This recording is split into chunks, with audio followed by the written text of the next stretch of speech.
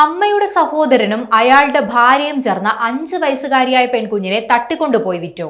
മഹാരാഷ്ട്രയിലാണ് സ്വന്തം ബന്ധുക്കൾ തന്നെ പെൺകുഞ്ഞിനോട് ക്രൂരത കാണിച്ചത്.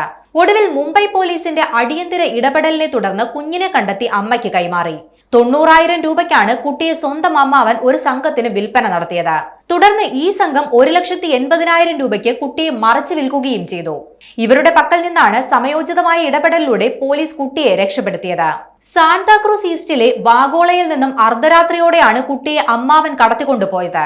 സംഭവത്തിൽ 5 പേരെ ഇതിനോടകം തന്നെ അറസ്റ്റ് ചെയ്തിട്ടുണ്ട്. പനവേലിൽ നിന്നും കുട്ടിയെ രക്ഷപ്പെടുത്തി സുരക്ഷിതമായി മാതാപിതാക്കളെ ഏൽപ്പിച്ചുവെന്നാണ് പോലീസ് വൃത്തങ്ങൾ വ്യക്തമാക്കുന്നത്. കുട്ടിയെ കാണാനില്ലെന്ന് പരാതി ലഭിച്ച ഉടൻ തന്നെ പോലീസ് കുട്ടിക്കായി ട്രാക്കിംഗ് ആരംഭിച്ചു. പിന്നാലെ പനവേലിൽ കുട്ടിയുണ്ടെന്ന് കണ്ടെത്തി. കുഞ്ഞിന് ചോക്ലേറ്റുകളും ഭക്ഷണവും ഒക്കെ നൽകി ആശ്വസിപ്പിച്ചതിനു ശേഷമാണ് അമ്മയോടൊപ്പം കുഞ്ഞിനെ പറഞ്ഞുവിട്ടത്.